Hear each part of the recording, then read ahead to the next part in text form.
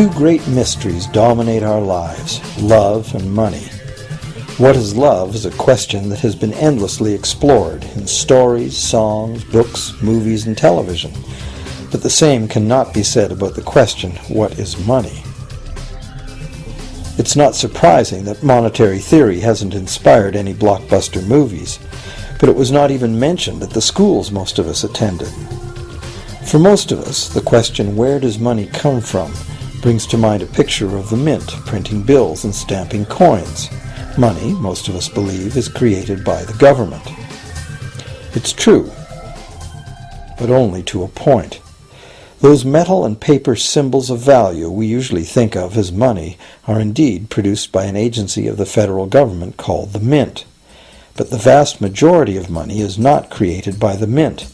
It is created in huge amounts every day by private corporations known as banks. Most of us believe that banks lend out money that has been entrusted to them by depositors. Easy to picture, but not the truth. In fact, banks create the money they loan, not from the bank's own earnings, not from the money deposited, but directly from the borrower's promise to repay. The borrower's signature on the loan papers is an obligation to pay the bank the amount of the loan plus interest, or lose the house, the car, whatever asset was pledged as collateral. That's a big commitment from the borrower. What does the same signature require of the bank? The bank gets to conjure into existence the amount of the loan and just write it into the borrower's account. Sound far-fetched? Surely that can't be true. But it is.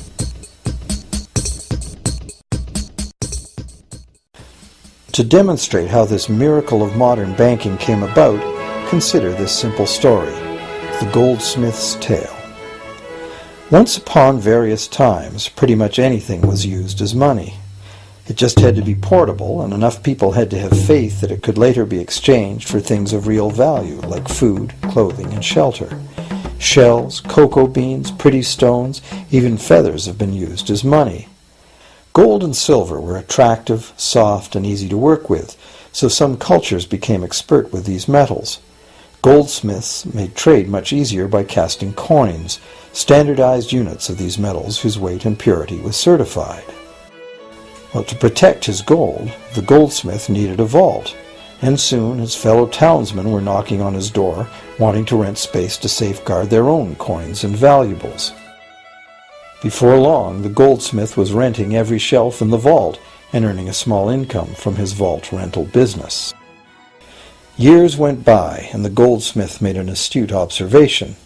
Depositors rarely came in to remove their actual physical gold, and they never all came in at once. That was because the claim checks the goldsmith had written as receipts for the gold were being traded in the marketplace as if they were the gold itself. This paper money was far more convenient than heavy coins, and amounts could simply be written instead of laboriously counted one by one for each transaction. Meanwhile, the goldsmith had another business. He lent out his gold, charging interest. Well, as convenient claim check money came into acceptance, borrowers began asking for their loans in the form of these claim checks instead of the actual metal. As industry expanded, more and more people asked the goldsmith for loans. This gave the goldsmith an even better idea. He knew that very few of his depositors ever removed their actual gold, so the goldsmith figured he could easily get away with lending out claim checks against his depositors' gold in addition to his own. As long as the loans were repaid, his depositors would be none the wiser and no worse off. And the goldsmith, now more banker than artisan, would make a far greater profit than he could by lending only his own gold. For years, the goldsmith secretly enjoyed a good income from the interest earned on everybody else's deposits. Now a prominent lender, he grew steadily richer than his fellow townsmen, and he flaunted it. Suspicions grew that he was spending his depositors' money. His depositors got together and threatened withdrawal of their gold if the goldsmith didn't come clean about his newfound wealth. Contrary to what one might expect, this did not turn out to be a disaster for the goldsmith. Despite the duplicity inherent in his scheme, his idea did work. The depositors had not lost anything. Their gold was all safe in the goldsmith's vault. Well, rather than taking back their gold, the depositors demanded that the goldsmith, now their banker, cut them in by paying them a share of the interest. And that was the beginning of banking. The banker paid a low interest rate on deposits of other people's money that he then loaned out at a higher interest. The difference covered the bank's cost of operation and its profit. The logic of this system was simple, and it seemed like a reasonable way to satisfy the demand for credit. However, this is not the way banking works today. Our goldsmith banker was not content with the income remaining after sharing the interest earnings with his depositors, and the demand for credit was growing fast as Europeans spread out across the world. But his loans were limited by the amount of gold his depositors had in his vault. That's when he got an even bolder idea. Since no one but himself knew what was actually in his vaults, he could lend out claim checks on gold that wasn't even there. As long as all the claim check holders didn't come to the vault at the same time and demand real gold, how would anyone find out? This new scheme worked very well, and the banker became enormously wealthy on the interest paid on gold that did not exist. The idea that the banker would just create money out of nothing was too outrageous to believe, so for a long time the thought did not occur to people. But the power to just invent money went to the banker's head, as you can well imagine. In time, the magnitude of the banker's loans and his ostentatious wealth did trigger suspicions once again. Some borrowers started to demand real gold instead of paper representations. Rumors spread. Suddenly, several wealthy depositors showed up to remove their gold. The game was up. A sea of claim check holders flooded the street outside the closed doors of the bank. Alas, the banker did not have enough gold and silver to redeem all the paper he had put into their hands. This is called a run on the bank, and it is what every banker dreads. This phenomenon of a run on the bank ruined individual banks and, not surprisingly, damaged public confidence in all bankers. It would have been straightforward to outlaw the practice of creating money from nothing. But the large volumes of credit the bankers were offering had become essential to the success of European commercial expansion, so instead the practice was legalized and regulated. Bankers agreed to abide by limits on the amount of fictional loan money that could be lent out. The limit would still be a number much larger than the actual value of gold and silver in the vault. Quite often the ratio was 9 fictional dollars to 1 actual dollar in gold. These regulations were enforced by surprise inspections. It was also arranged that, in the event of a run, central banks would support local banks with emergency infusions of gold. Only if there were runs on a lot of banks simultaneously would the banker's credit bubble burst and the system come crashing down.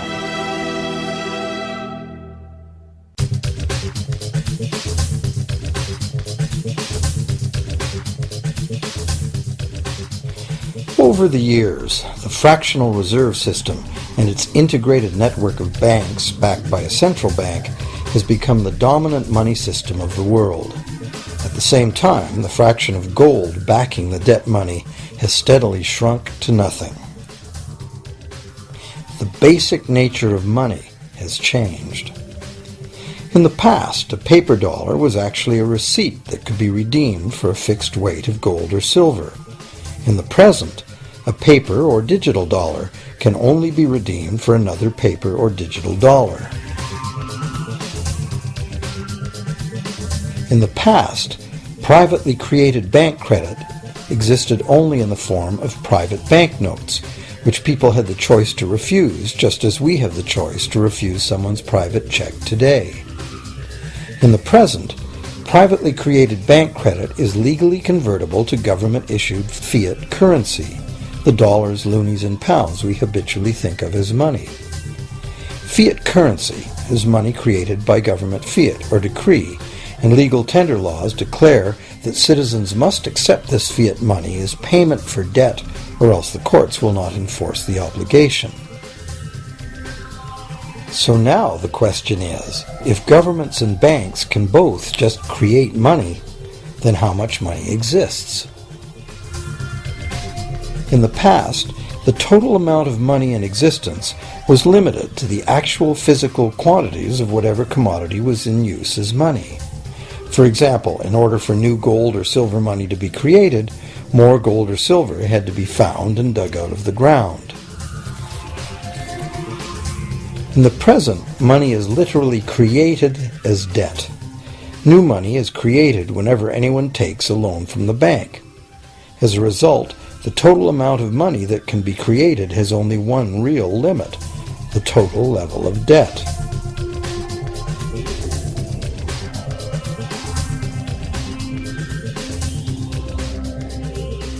Governments place an additional statutory limit on the creation of new money by enforcing rules known as fractional reserve requirements. Essentially arbitrary, fractional reserve requirements vary from country to country and from time to time. In the past, it was common to require banks to have at least $1 worth of real gold in the vault to back $10 worth of debt money created. Today, reserve requirement ratios no longer apply to the ratio of new money to gold on deposit, but merely to the ratio of new debt money to existing debt money on deposit in the bank. Today, a bank's reserves consist of two things: the amount of government-issued cash or equivalent that the bank has deposited with the central bank, plus the amount of already existing debt money the bank has on deposit. To illustrate this in a simple way, let's imagine that a new bank has just started up and has no depositors yet. However, the bank's investors have made a reserve deposit of $1,111.12 of existing cash money at the central bank. The required reserve ratio is 9-to-1. Step 1. The door is open and the new bank welcomes its first loan customer. He needs $10,000 to buy a car. At the 9-to-1 reserve ratio, the new bank's reserve at the central bank, also known as high-powered money, allows it to legally conjure into existence 9 times that amount, or $10,000, on the basis of the borrower's pledge of debt. This $10,000 is not taken from anywhere. It's brand new money simply typed into the borrower's account as bank credit. The borrower then writes a check on that bank credit to buy the used car. Step 2. The seller then deposits this newly created $10,000 at her bank. Unlike the high-powered government money deposited at the central bank, this newly created credit money cannot be multiplied by the reserve ratio. Instead, it's divided by the reserve ratio. At a ratio of 9-to-1, a new loan of $9,000 can be created on the basis of the $10,000 deposit. Step 3. If that $9,000 is then deposited by a third party at the same bank that created it or at a different one, it becomes the legal basis for a third issue of bank credit, this time for the amount of $8,100. Like one of those Russian dolls where each layer contains a slightly smaller doll inside, each new deposit contains the potential for a slightly smaller loan in an infinitely decreasing series. Now, if the loan money created is not deposited at the bank, the process stops. That's the unpredictable part of the money creation mechanism. But more likely, at every step, the new money will be deposited at a bank, and the reserve ratio process can repeat itself over and over until almost $100,000 of brand new money has been created within the banking system.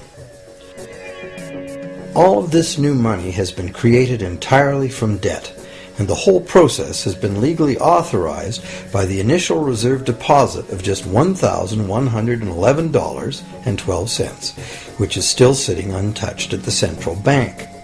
What's more, under this ingenious system, the books of each bank in the chain must show that the bank has 10% more on deposit than it has out on loan. This gives banks a very real incentive to seek deposits in order to be able to make loans, supporting the general but misleading impression that loans come out of deposits. Now, unless all the successive loans are deposited at the same bank, it cannot be said that any one bank got to multiply its initial high-powered money reserve almost 90 times by issuing bank credit out of nothing. However, the banking system is a closed loop. Bank credit created at one bank becomes a deposit in another, and vice versa. In a theoretical world of perfectly equal exchanges, the ultimate effect would be exactly the same as if the whole process took place within one bank. That is, the bank's initial central bank reserve of a little over $1,100 allows it to ultimately collect interest on up to $100,000 the bank never had.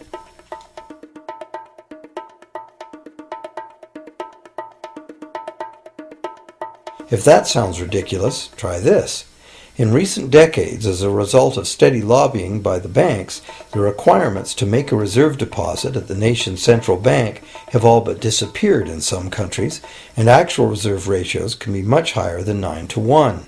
For some types of accounts, 20-to-1 and 30-to-1 ratios are common. And even more recently, by using loan fees to raise the required reserve from the borrower, banks have now found a way to circumvent reserve requirement limitations entirely. So, while the rules are complex, the common sense reality is actually quite simple. Banks can create as much money as we can borrow.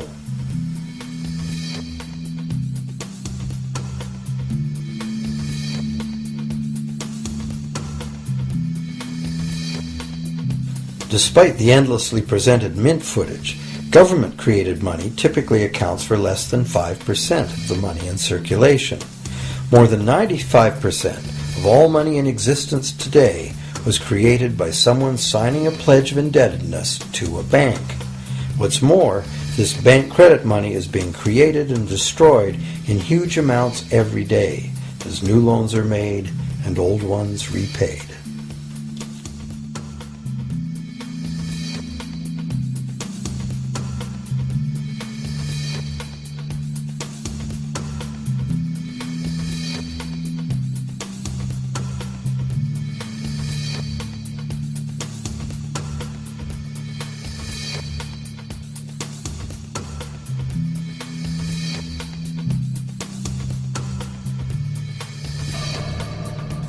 Banks can only practice this money system with the active cooperation of government.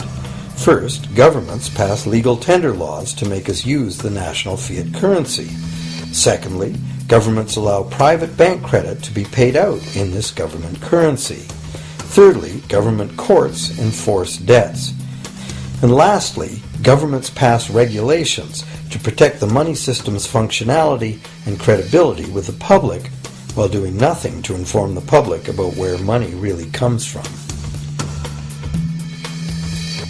The simple truth is that when we sign on the dotted line for a so-called loan or mortgage, our signed pledge of payment, backed by the assets we pledge to forfeit should we fail to pay, is the only thing of real value involved in the transaction.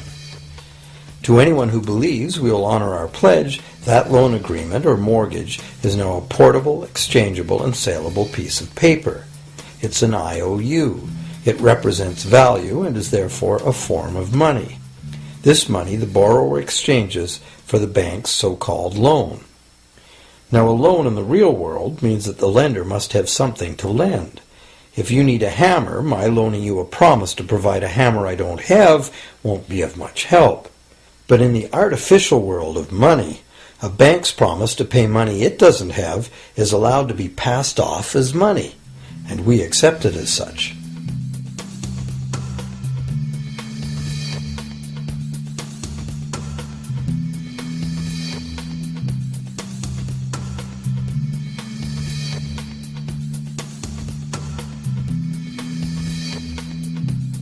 Once the borrower signs the pledge of debt, the bank then balances the transaction by creating, with a few keystrokes on a computer, a matching debt of the bank to the borrower.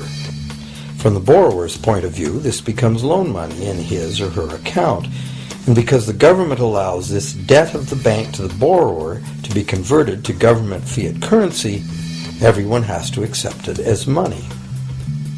Again, the basic truth is very simple. Without the document the borrower signed, the banker would have nothing to lend.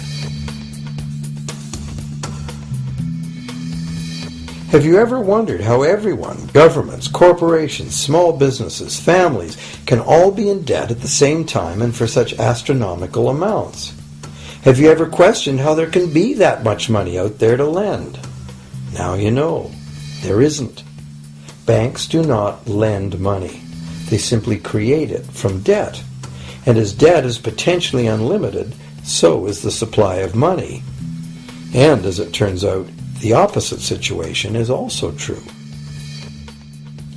Isn't it astounding that despite the incredible wealth of resources, innovation, and productivity that surrounds us, almost all of us, from governments to companies to individuals, are heavily in debt to bankers? If only people would stop and think, how can that be? How can it be that the people who actually produce all the real wealth in the world are in debt to those who merely lend out the money that represents the wealth? Even more amazing is that once we realize that money really is debt, we realize that if there was no debt, there'd be no money.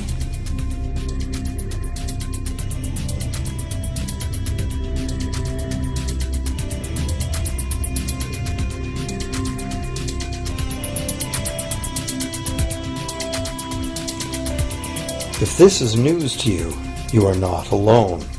Most people imagine that if all debts were paid off, the state of the economy would improve. It's certainly true on an individual level.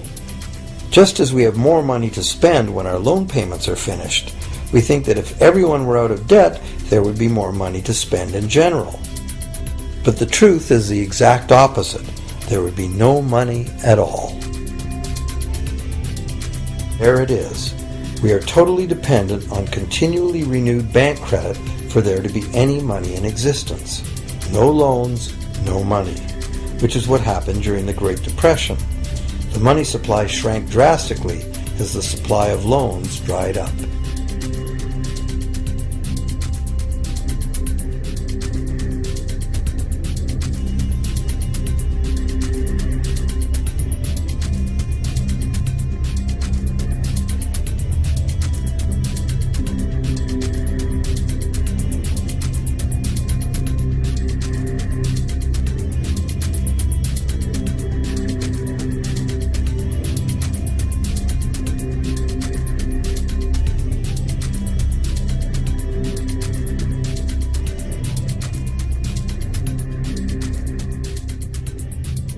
And that's not all.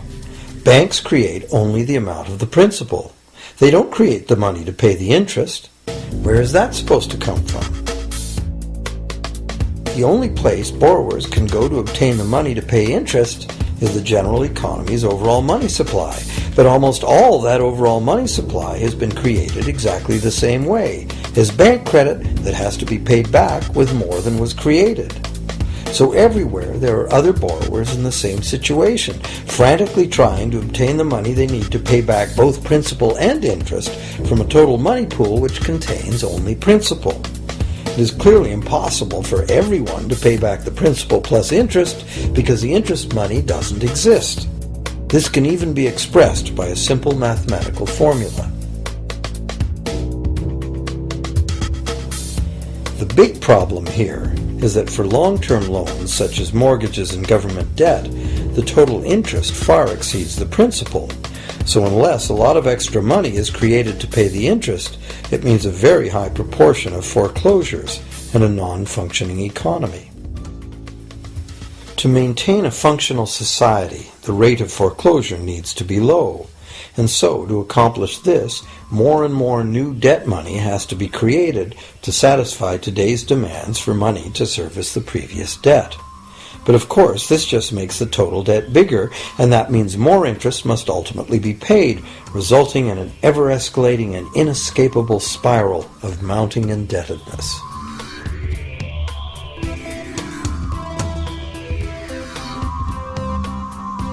It is only the time lag between money's creation as new loans and its repayment that keeps the overall shortage of money from catching up and bankrupting the entire system. However, as the bank's insatiable credit monster gets bigger and bigger, the need to create more and more debt money to feed it becomes increasingly urgent. Why are interest rates so low? Why do we get unsolicited credit cards in the mail? Why is the U.S. government spending faster than ever? Could it be to stave off collapse of the entire monetary system? A rational person has to ask, can this really go on forever? Isn't a collapse inevitable?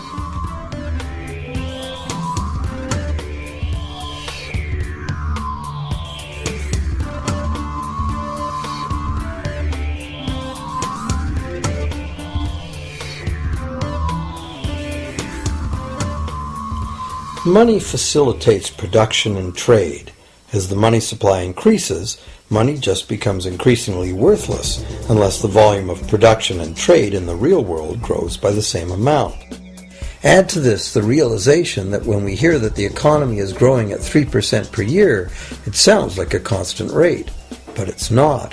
This year's 3% represents more real goods and services than last year's 3% because it's 3% of the new total.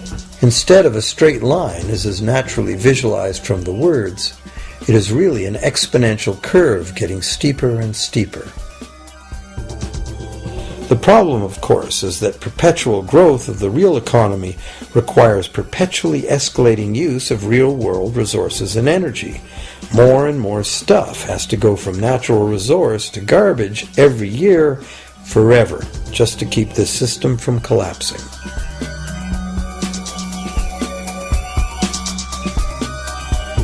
What can we do about this downright scary situation? For one thing, we need a very different concept of money. It's time more people ask themselves and their governments 4 simple questions. Around the world, governments borrow money at interest from private banks. Government debt is a major component of total debt, and servicing that debt takes a big chunk of our taxes. Now we know that banks simply create the money they lend, and that governments have given them permission to do this. So the first question is, why do governments choose to borrow money from private banks at interest when government could create all the interest-free money it needs itself?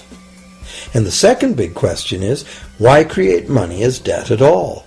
Why not create money that circulates permanently and doesn't have to be perpetually re-borrowed at interest in order to exist? The third question, how can a money system that can only function with perpetually accelerating growth be used to build a sustainable economy? Isn't it logical that perpetually accelerating growth and sustainability are incompatible? And finally, what is it about our current system that makes it totally dependent on perpetual growth? What needs to be changed to allow the creation of a sustainable economy? At one time, charging any interest on a loan was called usury and was subject to severe penalties, including death. Every major religion forbade usury. Most of the arguments made against the practice were moral. It was held that money's only legitimate purpose was to facilitate the exchange of real goods and services. Any form of making money from simply having money was regarded as the act of a parasite or of a thief.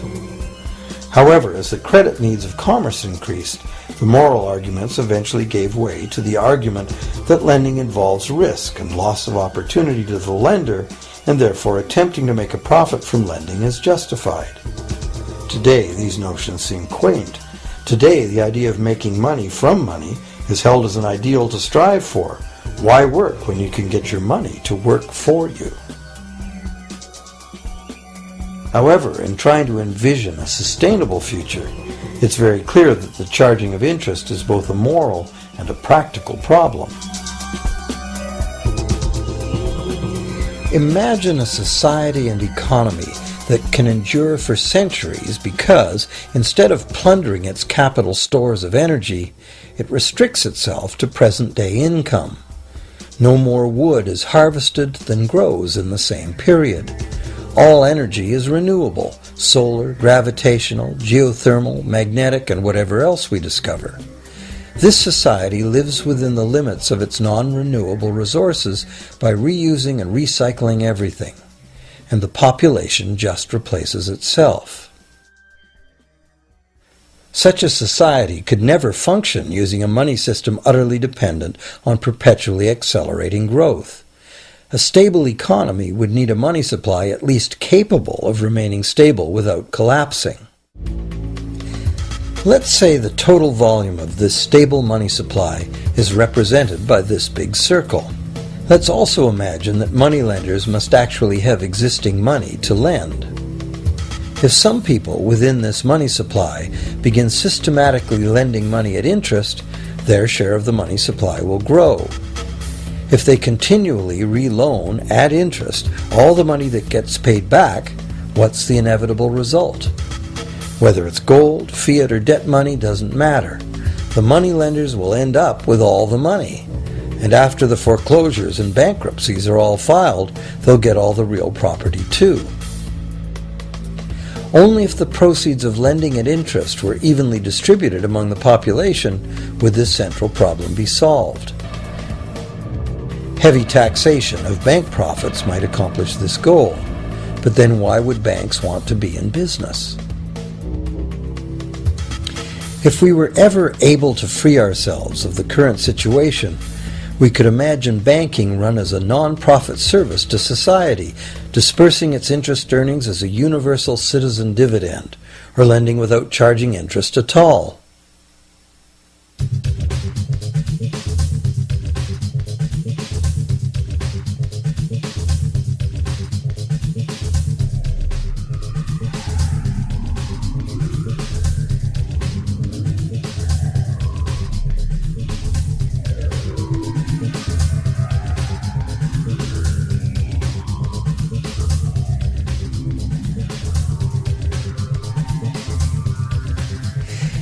If it is the fundamental nature of the system that causes the problems, tinkering with the system cannot ever solve those problems.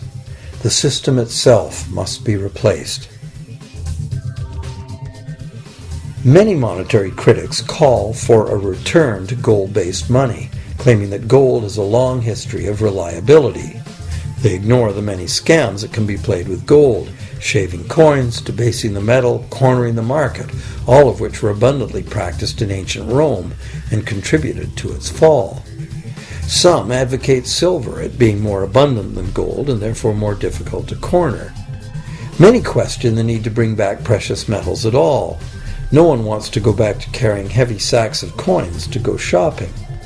It's a certainty that paper, digital, plastic, or more likely biometric ID money would be the real medium of trade with the same potential for creating unlimited debt money we have now.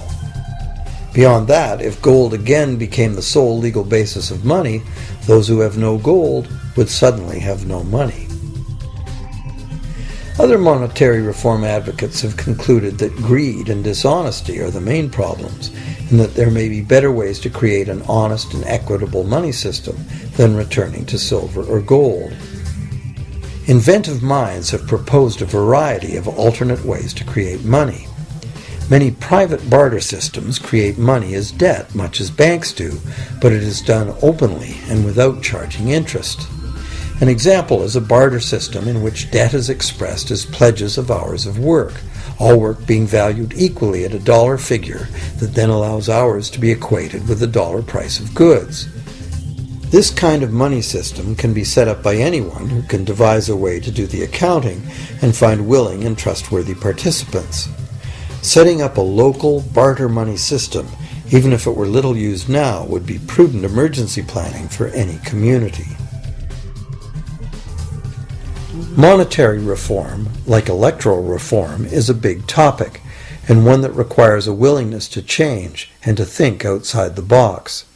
Monetary reform, again, like electoral reform, will not come easily, because the enormously powerful interests that benefit from the existing system will do their utmost to maintain their advantage. Now that we've seen that money is just an idea, and that in reality money can be whatever we make it, here's one very simple alternative monetary concept to consider. This model is based on systems that have worked in the past, in England and America, systems that were undermined and destroyed by the goldsmith bankers and their fractional reserve system.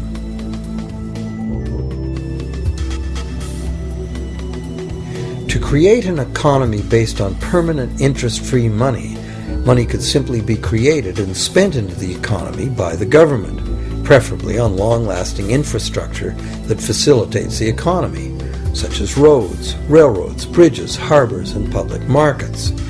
This money would not be created as debt. It would be created as value, that value being in the form of whatever it was spent on. If this new money facilitated a proportional increase in trade requiring its use, it would cause no inflation whatsoever. If government spending did cause inflation, there would be two courses of action available. Inflation is equivalent in effect to a flat tax on money. Whether the money goes down in value 20% or the government takes 20% of our money away from us, the effect on our buying power is the same. Viewed this way, inflation in place of taxation might be politically acceptable if well spent and kept within limits. Or government could choose to counter inflation by collecting tax monies that it then takes out of use, thus reducing the money supply and restoring its value. To control deflation, which is the phenomenon of falling wages and prices, the government would simply spend more money into existence. With no competing private debt money creation, governments would have more effective control of their nation's money supply. The public would know whom to blame if things went wrong. Governments would rise and fall on their ability to preserve the value of money. Government would operate primarily on taxes, as it does now, but tax money would go much, much further, as none of it would be required to pay interest to private bankers. There could be no national debt if the federal government simply created the money it needed. Our perpetual collective servitude to the banks through interest payments on government debt would be impossible.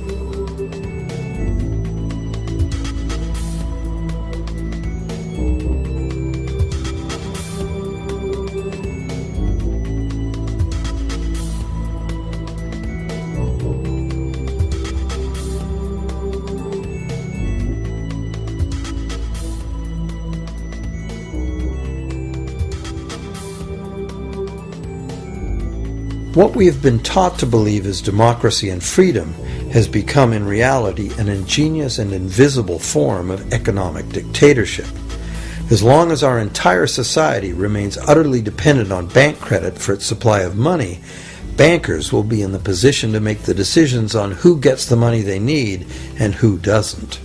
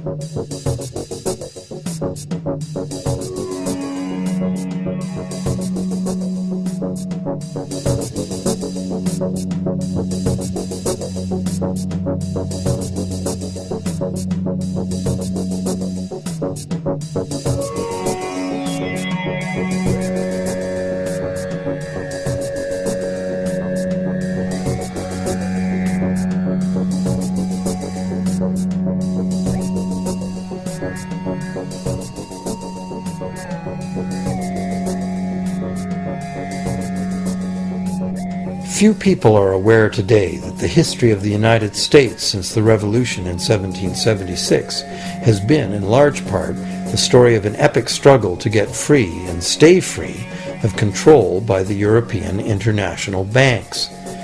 This struggle was finally lost in 1913 when President Woodrow Wilson signed into effect the Federal Reserve Act, putting the international banking cartel in charge of creating America's money.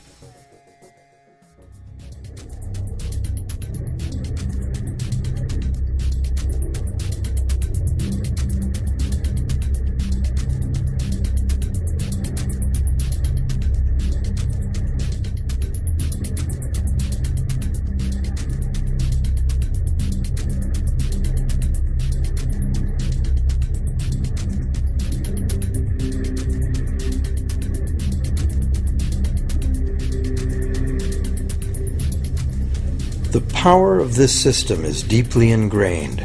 So is the educational and media silence on the subject. Years ago, a Canadian Deputy Prime Minister surveyed scores of non-economists, both highly educated professionals and common-sense people on the street, and found that not one of them had an accurate understanding of how money is created. In fact, it's probably safe to say that most people, including the frontline employees of banks, have never given the matter a moment's thought. Have you?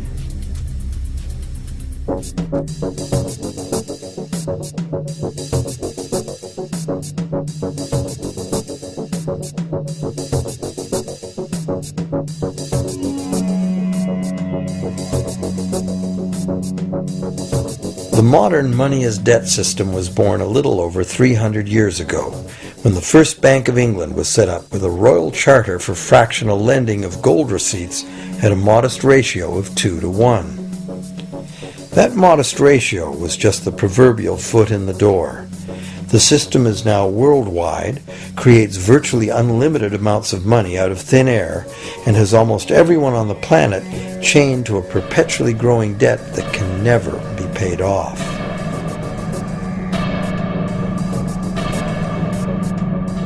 Could it have all happened by accident? Or is it a conspiracy? Obviously, something very big is at stake here.